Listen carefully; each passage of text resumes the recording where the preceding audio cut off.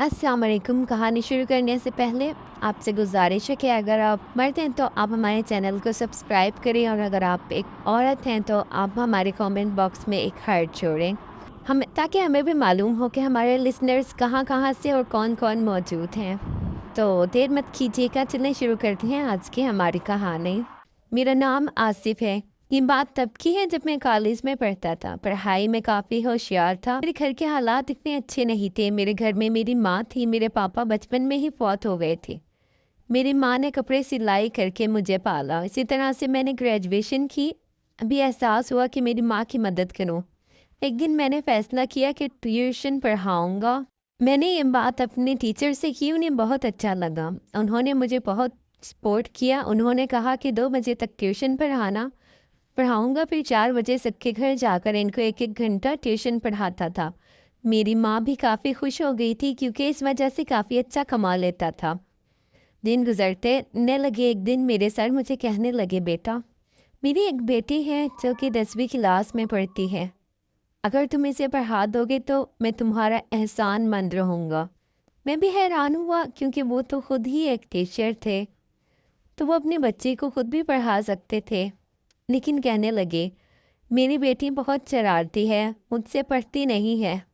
अगर तुमने मेरी बेटी को पढ़ा दिया तो मैं तुम्हें काफ़ी अच्छी तनख्वाह भी दूंगा। इनकी बात सुनकर मैं भी थोड़ा मुतमईन हो गया क्योंकि मैं जानता था कि सर अमीर हैं, प्रोफेसर थे। वो अपना एक ऑनलाइन बिजनेस भी करते थे जिसकी वजह से वो काफ़ी अच्छी फ़ीस दे सकते थे। ट्यूशन पढ़ाने के लिए राज़ी हो गया। मैंने कह दिया कि ठीक है सर, 2-3 दिन में आपके घर आ जाऊंगा। लेकिन सर इसी रोज़ कहने लगे, बेटा तुम आज से ही आ जाओ ना, मेरी छुट्टी है। तो मैं सर के साथ इनके घर चला गया। इन्होंने मुझे ड्राइंग रूम में बिठाया और कहने लगे, अभी अपनी बेटी को भेजता हूँ। मैं 3-4 मिनट कुछ देर उनकी बेटी जैसे ही ड्राइंग रूम में आई, इसको देखकर मैं हैरान रह गया क्योंकि वो तो बहुत ही खूबसूरत थी। मुझे अपनी आंखों पर भरोसा नहीं हुआ था कि जो मेरे सामने बैठी है वो कोई लड़की है या अप्सरा। वो मेरे सामने आकर बैठ गई। इससे पहले मैं लड़कियों से बात नहीं करता था क्योंकि मैं थोड़ा शर्मीला लड़का था। मेरी माँ ने मेरी परवरिश बहुत ही अच्छी की थी। मेरी कोई बहन नहीं थी, मैं इकलौता था। इसी वजह से काफ़ी समझदार और लड़कियों से दूर रहता था। कुछ देर में इसे बढ़ाता रहा। इसके बाद मैंने इसे कह दिया कि आज के लिए इतना ही काफ़ी है। ये कहकर मैं घर चला गया। लेकिन मेरा दिमाग अभी भी इसी लड़की के बारे में सोच रहा था। इस लड़की का नाम सानिया था। सानिया बहुत ही खूबसूरत थी। सानिया मुझे काफ़ी ज़्यादा सीरियस तबीयत की लग रही थी। देखने से लगती नहीं रहा था कि वो शरारती भी हो सकती है। पर अगले दिन मैं हैरान हो गया क्योंकि मैं बिना बताए सानिया के घर चला गया। जब मैंने सानिया को घर की छोटी ड्रेस में देखा तो मैंने जल्दी से अपनी आंखें झुका ली। वो अपने फ्रेंड के साथ खेल रही थी। मैंने इसे बस एक ही नज़र देखा था, लेकिन इसने मुझे जल्दी से देखा और कमरे में चली गई। कुछ देर बाद मेरे पास पढ़ने आई। अब इसने थोड़ी लॉन्ग टी शर्ट डाल रखी थी। इसने पहले मिनी टॉप पहना था। कहने लगी, कल मेरा टेस्ट है। मैंने इसे टेस्ट की तैयारी करवाई और इसे वार्न किया कि तुमने इस टेस्ट में बहुत अच्छे नंबर लेकर आने हैं क्योंकि मैंने तुम्हें बहुत अच्छी तैयारी करवाई है। मेरी बात पर कहने लगी कि सर मुझे बायोलॉजी बहुत मुश्किल लगती है। अच्छे नंबर तो ला नहीं सकती लेकिन पास हो जाऊंगी। इसकी बात पर मैं हैरान हो गया था, मगर इससे पहले कि वो रो देती मैंने इसे कहा, चलो ठीक है, लेकिन अगर तुम फेल हो गई तो फिर वो कहने लगी, फिर सर आप मुझे कोई भी सज़ा देना मुझे मंजूर है। इसकी बात पर मैं शरारती अंदाज में मुस्कुराने लगा था। मैंने कह दिया, ठीक है, अगर तुम फेल हुई तो मैं तुम्हें सज़ा दूंगा। अब मैं इसका इंतज़ार करने लगा कि कब वो टेस्ट में फेल हो जाए, मैं इसे कोई सज़ा दे सकूं। ना जाने क्यों मुझे सानिया को तंग करने का काफ़ी मज़ा आने लगा था। फिर अगले दिन अल्लाह ने मेरी सुन ली और वो टेस्ट में फ़ेल हो गई। मेरा दिल खुशी से उछल गया था, लेकिन मैंने बनावटी गुस्सा अपने चेहरे पे सजाया और सानिया से कहने लगा, तुमने ये क्या कर दिया? मैंने तुम्हें इतनी अच्छी तैयारी करवाई थी लेकिन तुम टेस्ट में फ़ेल हो गई। वो कहने लगी, सर आप मुझे जो सज़ा दें मुझे मंजूर है, पर मुझे पढ़ाया हुआ सब कुछ भूल गई थी। मैं क्या करती, मुझे बायोलॉजी बहुत मुश्किल लगती है। वो बहुत मासूमियत से मुझे कह रही थी, मैंने तुमसे कल कहा था ना। कहने लगी, आपने यही कहा था कि अगर मैं टेस्ट में अच्छा नहीं दिया और मैं फ़ेल हो गई तो आप मुझे सज़ा देंगे। मैंने कहा कि ठीक है, फिर क्या सज़ा चाहिए? वो कहने लगी आप मुझे जो सज़ा देंगे मंज़ूर है। इसकी मासूमियत पर मेरा दिल भीगने लगा था। मैंने एक नज़र इस पर डाली और हम दोनों के अलावा कोई भी मौजूद ना था। मेरे साथ इतनी खूबसूरत लड़की थी और इसकी खूबसूरती को देखकर मेरा दिल दहकने लगा था। अजीब-सी ख़यालात आ रही थी, मेरे ऊपर शैतान सवार हो गया। मैंने इसे धीरे से कहा तो फिर ठीक है, मेरे पास आओ, मैं तुम्हें सज़ा देना चाहता हूँ। फ़ानिया बहुत ही मासूम थी, वो मेरी बात मान गई और मेरे पास आकर बैठ गई। मैंने इससे पूछा तुम कितने साल की हो? कहने लगी मैं तो 14 की हूँ। वो 14 साल की थी और मैं 21 साल का। मैंने इसे कहा मैं तुम्हें कोई भी सज़ा दूँगा तो क्या तुम अपने घर वालों को सज़ा बता दोगी? कहने लगी सर मैं आपकी सज़ा क्यों बताऊँगी? अगर ऐसा किया तो पापा मुझ पर गुस्सा होंगे। क्योंकि मैं आपके पढ़ाने के बावजूद अपनी पढ़ाई पर ध्यान नहीं दिया, इसीलिए मैं सज़ा किसी को नहीं बताऊँगी। मैं खामोश हो गया। इसका गुलाबी रंग, इसी गुलाबी गालों को देखकर मेरा दिल चाहा इसे बाहों में भर कर चूम लूँ, लेकिन मेरा दिल ये कहने से इनकार कर रहा था। कहीं न कहीं मेरी माँ की दी हुई अच्छी परवरिश ने मुझे रोक लिया था, इसीलिए मैंने फ़ैसला किया और इसे कहा कि नहीं, मैं आज तुम्हें सज़ा नहीं दूँगा। लेकिन आइंदा तुमने किसी भी टेस्ट में इस तरह की कोई भी गलती की और फ़ेल हो गई तो मैं तुम्हें सज़ा ज़रूर दूँगा। चलो इस आज के लिए माफ़ करता हूँ। वो बहुत खुश हुई और मैं वापस इसे पढ़ाने लगा। एक दिन मैं कॉलेज में ही था जब सर मेरे पास आए, कहने लगे बेटा मुझे तुमसे कोई बात करनी है। मैंने सर से कहा कि सर मैं क्लास ले लेता हूँ, इसके बाद आराम से आपके पास आ जाऊँगा। आपने मुझे जो भी कहना हो मुझे कह दीजिएगा। इस तरह मैं क्लास के बाद सर के पास गया तो सर बिज़ी थे। कुछ देर बाद ही मैं अंदर गया और सर कहने लगे बेटा बैठो, मैंने तुमसे सानिया के बारे में बात करनी है। ये सुनकर मैं हैरान हो गया कि अचानक उनको क्या बात करनी है, लेकिन सर कहने लगे बेटा मैं चाहता हूँ सानिया ने तुम्हारे घर चली जाए। उनकी बात सुनकर मैं हैरान हो गया। आखिर वो ऐसा क्यों चाहते थे? सर कहने लगे बेटा मैं तुम पर यकीन कर सकता हूँ, तुम बहुत अच्छी तरबियत के लड़के हो, इसीलिए चाहता हूँ मेरी बेटी तुम्हारे पास ही रहे। क्योंकि मुझे किसी काम के लिए बाहर जाना है, लेकिन शहर में मेरा कोई नहीं है जिसके पास छोड़ कर जाऊँ।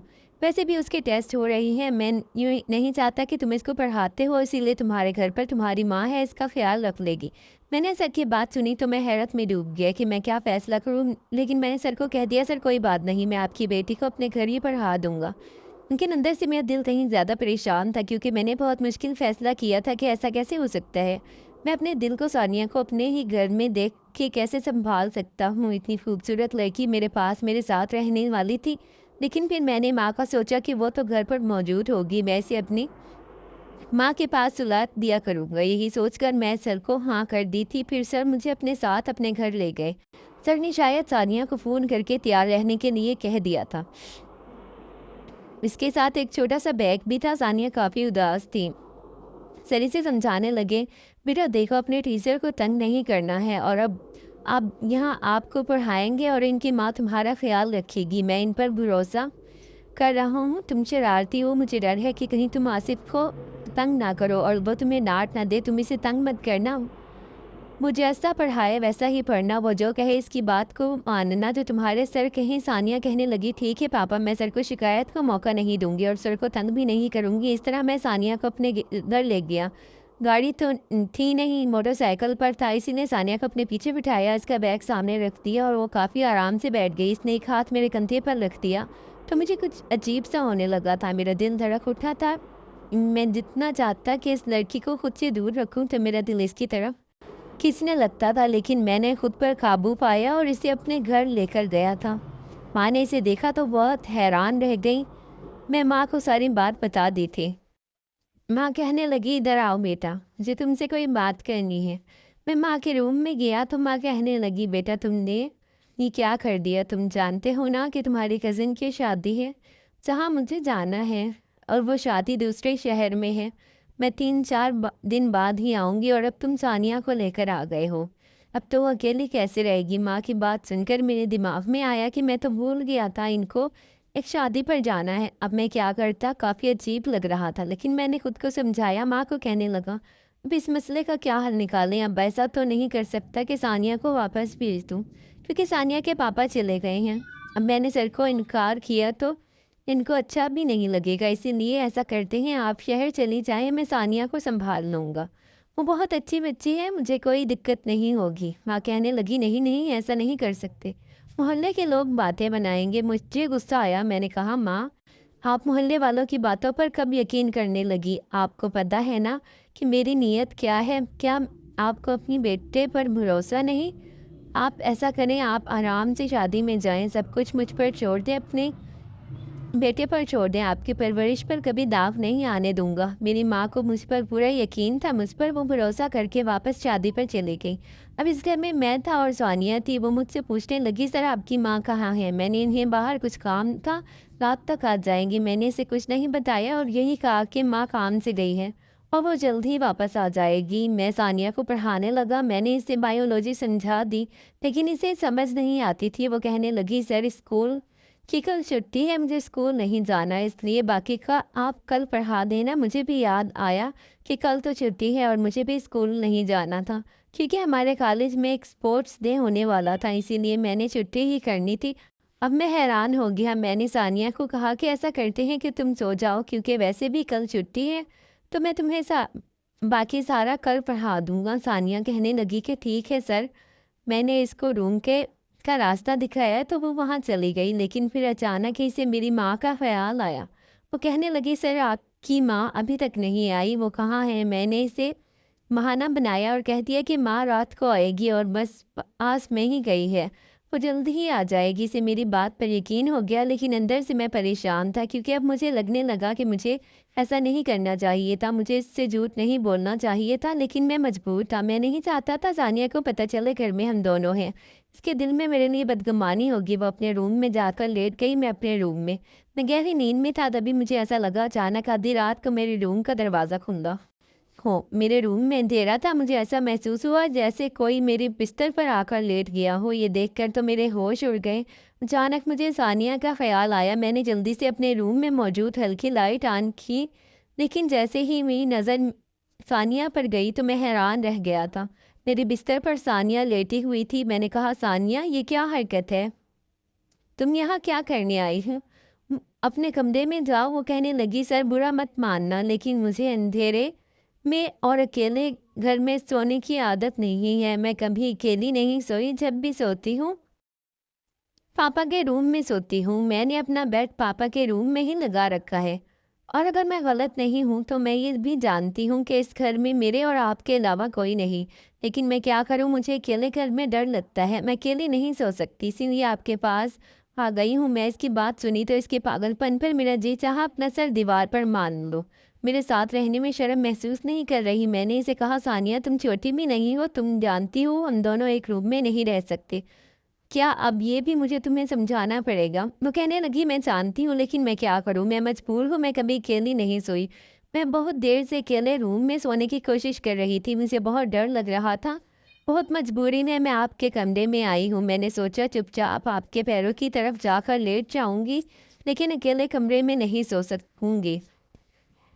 ये कहकर वो रोना शुरू हो चुकी थी। इसकी आवाज़ मुझे अंदर तक बेचैन कर रही थी।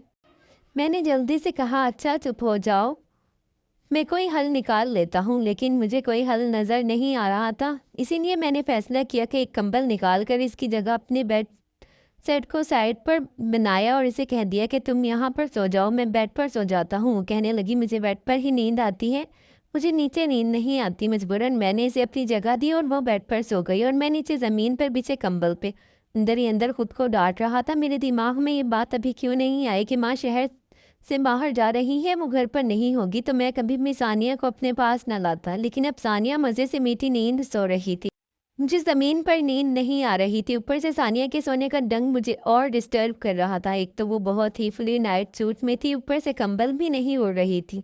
पूरा कंबल उतार के फेंक दिया था और बेड पर फैलकर सोई हुई थी। बार बार मेरी नज़र इसके ऊपर उठ रही थी और मेरे दिल के जज्बात बेकाबू हो रहे थे। मैंने जैसे तैसे खुद पर काबू किया, लेकिन मैंने सोच लिया था अब आगे मैंने क्या करना है। अगले दिन मुझे काफ़ी गुस्सा आया। सानिया जल्दी उठ गई, इसने लाइट ऑन कर दी। मैंने इसे गुस्से से कहा, ये क्या हरकत है? मैंने फैसला कर लिया था इसे इतना डांटूंगा कि इसे पता चल जाएगा इसने क्या किया है। किस तरह जैसे ही इसने पढ़ना शुरू किया, मैंने इसे काफ़ी डांटा। इसे एक टॉपिक बार बार याद करने का कहता था और जब इसे याद ना हो रहा तो गुस्से में मैंने इसे एक चटाख भी चांटा भी मार दिया था। वो अपने गाल पकड़े हैरत से मुझे देख रही थी। मैंने ये चांटा जानबूझकर मारा था ताकि रात को वो मेरे करीब फिर से ना आए। मैं यूं ही चाहता था कि जिस बात में आकर मैं कोई गलत कदम ना उठा लूं। सानिया भी समझ गई थी। बड़ी बड़ी आंखों में आंसू भरकर कहने लगी, ठीक है, मैं अब कभी तंग नहीं करूँगी। मैं वापस अपने घर चली जाती हूँ। लेकिन मैं मजबूर था, मैं इसे वापस नहीं भेज सकता था। 3 दिन ऐसे ही गुजरे थे। मुझे बहुत बुरा लग रहा था। लेकिन इसके बाद सानिया अपने पापा को बता दिया, लेकिन सर ने मुझे कुछ नहीं कहा। वो बिल्कुल बल्कि शर्मिंदा थे। कहने लगे, माफ़ी चाहता हूँ, मैं नहीं जानता था मेरी बेटी शरारती है। वो कोई ऐसी हरकत ज़रूर कर देगी। मैंने सर को कहा कि कोई बात नहीं, मैं जानता हूँ सानिया अभी छोटी है, नादान है, इसे समझ नहीं थी, इसीलिए मैंने भी इसे इजाज़त दे दी थी। लेकिन अगले दिन सर ने कहा कि अब सानिया तुमसे नहीं पढ़ेगी, इसके लिए कोई लड़की का इंतज़ाम करूँगा जो इसे पढ़ाया करेगी, और तभी वो इससे डर कर पढ़ेगी। इसीलिए वो मुझसे नहीं पढ़ती थी। लेकिन मेरा गुजारा तो फिर भी चल रहा था। मैं धीरे धीरे सानिया को भूल गया था, लेकिन दिल के किसी कोने में वो अभी भी बसी हुई थी।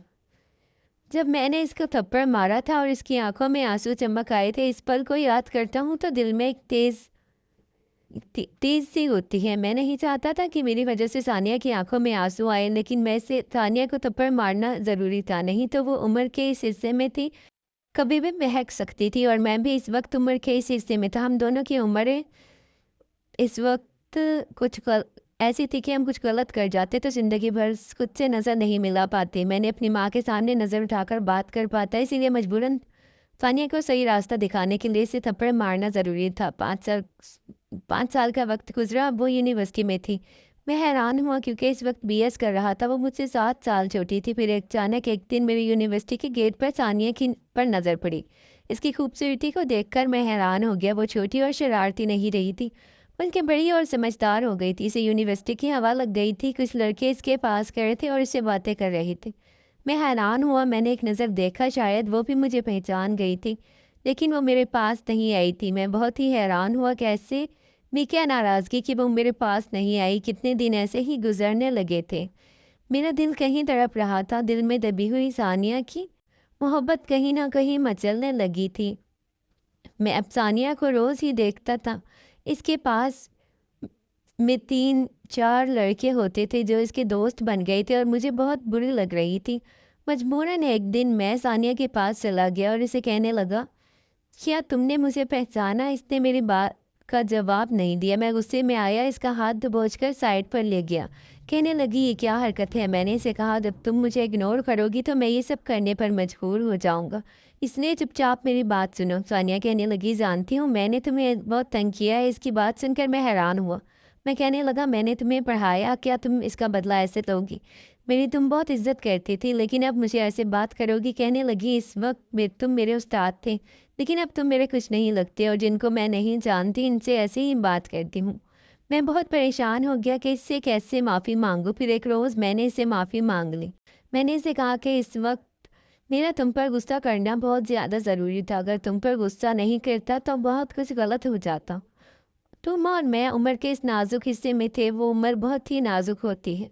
दरअसल गलती हम दोनों को बर्बाद करके रख देती, इसलिए मजबूरन मुझे तुम पर गुस्सा करना पड़ा और तुम पर हाथ उठाना पड़ा, क्योंकि ये कोई छोटी बात नहीं थी कि एक जवान लड़का और लड़की इस वक्त अकेली सोए। तुम पर इसीलिए गुस्सा किया था कि तुम गुस्सा होकर मुझसे अलग सोना शुरू कर दो। मैं भी एक लड़का था, कब तक अपने आप को कंट्रोल में करता, यूं ही नहीं चाहता था कि मैं तुम्हारे साथ कुछ गलत करूं। और सच तो यह है कि मैं धीरे धीरे तुम्हें चाहने लगा था। मुझे तुमसे मोहब्बत हो गई थी। वो मेरी बात सुनकर खामोश रही थी, कुछ भी नहीं बोली थी, लेकिन इसकी आंखों की चमक मुझे बता रही थी कि वो बात सुनकर खुश हुई थी। शायद वो भी मुझसे मोहब्बत करती थी।